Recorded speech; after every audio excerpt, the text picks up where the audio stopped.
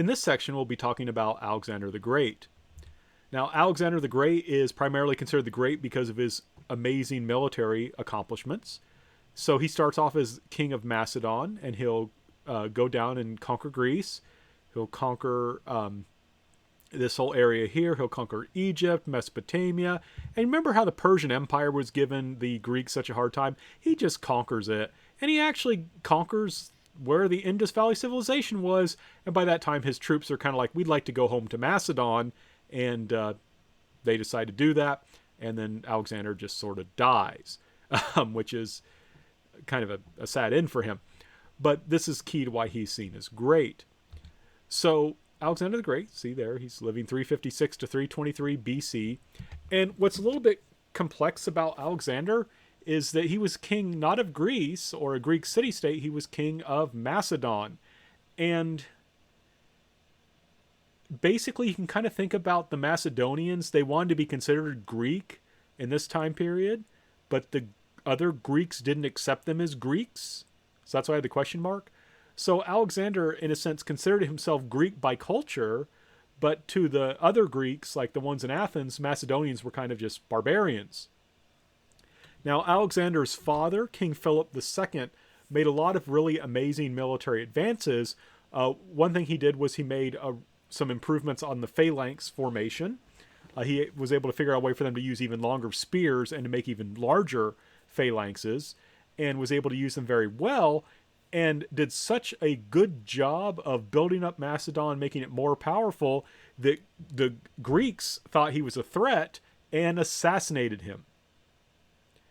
Right? So Alexander the Great becomes king because someone felt threatened, the Greeks felt threatened by Philip and his military advances and his growing power, so they assassinated him. So imagine that. And one thing I want to point out, Alexander is only about 20 when this happens. So imagine about your age, you suddenly are king, and you're king because someone killed your dad. And that same group of people is out there, and they might want to kill you too. Now, as you can see, Alexander doesn't shy away from that. He just goes ahead and conquers all the Greeks and says, well, I guess I was a threat, perhaps even a bigger one than my father. Maybe you shouldn't have killed him. In any case, Alexander does, in that sense, avenge his father. One thing that's striking, I think, is that Alexander is tutored by Aristotle. And when you think of Alexander, don't just think of some kind of scary conqueror guy who is completely interested in culture and just wants to kill people. That's not it at all. He was a very active intellect, was interested in culture. I mean, he built a bunch of cities and named them after himself, so he was kind of arrogant, all these Alexandrias. But he also built like the Library of Alexandria, where he stored a bunch of books and things like that. So he was a smart guy, and Aristotle helped him to develop that intellect. And Aristotle also encouraged him to go out and conquer the Persians, basically arguing that the Persians were not as human as Greeks were, that the Persians are kind of closer to, what can I say? Basically, the Persians just aren't as good as Greeks, so we might as well go out and conquer them.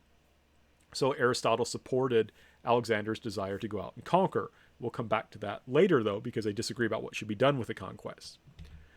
So by the year 330 BC, when Alexander was only about 26 years old, he had united Greece and had taken much of Persia, and he would continue on his conquests. So this is, in many ways, an amazing military conqueror, but in part because he's so smart. And to give you a story, it's probably not a true story, but it's one of those things that it should be true in a sense because it tells us something about Alexander. There's a story that there was something called the Gordian Knot. And the Gordian Knot was kept in this temple, and it was prophesized that whoever could undo the knot would conquer Asia. And by Asia, they basically meant modern Turkey. They didn't mean the whole Asian continent. So there was this prophecy that whoever could undo this knot would be able to conquer everything. So all these people came and tried to untie the knot, and they failed, right? They were not able to figure out how to untie it. So what did Alexander do? Well, he noted that the prophecy was not untie the knot, it was undo the knot, So he just drew his sword and cut the knot in half. And then he must have fulfilled the prophecy because he went on to conquer Asia, as well as, we looked at this map before, a lot more.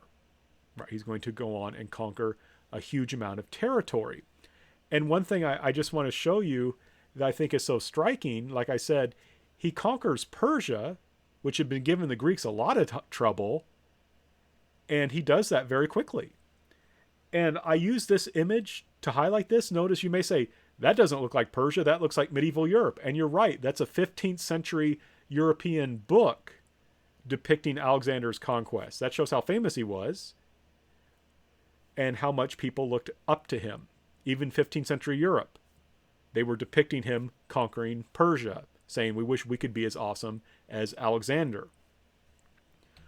But like we've talked about before, there's this question, once you conquer something, what are you going to do with it? One reason why Aristotle supported Alexander was he thought that Alexander would spread traditional Greek understanding of politics, something like some sort of democracy. Similarly, the Macedonians, his soldiers, they didn't have democracy. They had a king, and only one king, right? This wasn't like the Spartans who had two, so they could check each other. In Macedonia, they had a king, a monarchy, but it wasn't a king who lorded it over his subjects. The king of Macedon was not like a god king, though he did have certain important religious functions and ritual functions he would perform. But there was a feeling that the king was kind of like a first among equals. He was not someone you had to bow and scrape before. So the Macedonians, they weren't really pro-democracy, but they also thought that their king should not act too arrogantly. So Alexander himself, though, after he conquered the Persians, said, I like this Persian style of ruling where I tell people what to do and they do it, and I'm way above everyone else. And it's interesting, he actually went to visit the tomb of Cyrus the Great. Remember we talked about Cyrus the Great before? The guy who liberated the Hebrews after he defeated the Babylonians. Alexander went to go pay his respects at his grave, at his tomb. And he found out that people had desecrated the tomb and he had those people executed.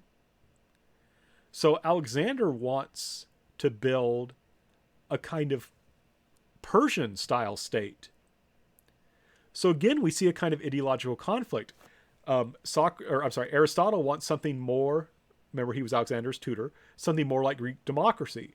The Macedonians are like, we conquered a lot, king, but remember, you're not that much better than us.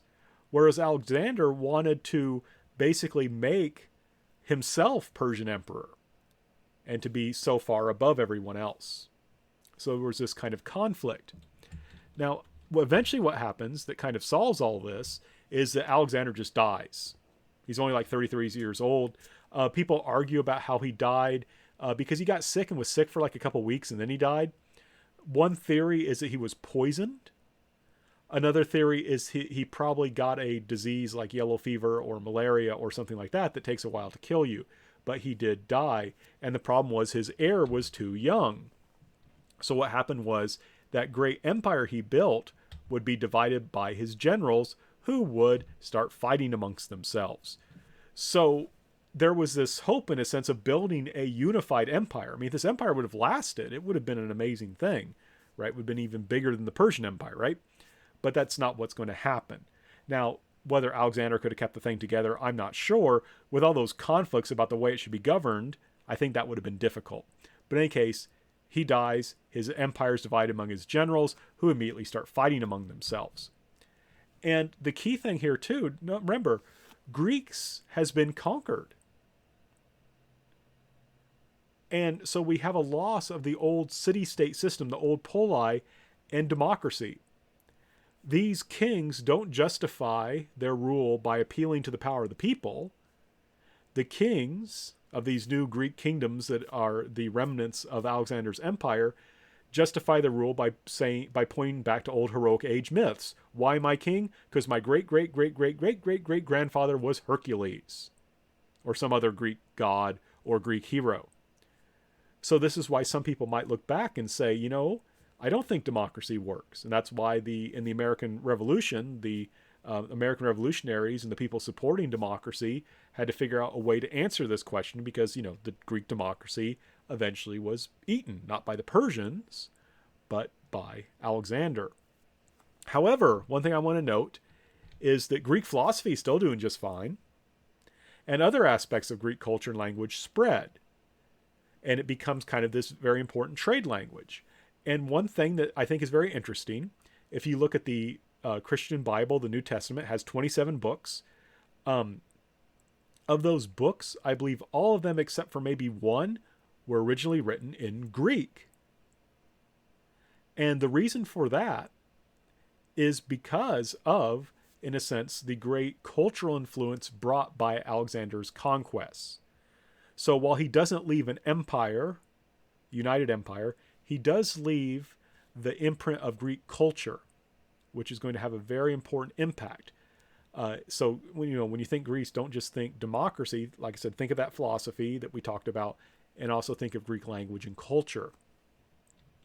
And though it does fall apart, the stability that it does bring eventually, after a lot of the wars are done, does help bring in a lot of prosperity. Like I said, making Greek this kind of trade language, which many people will learn, leading it to being used for the language of most of the books of the Christian New Testament.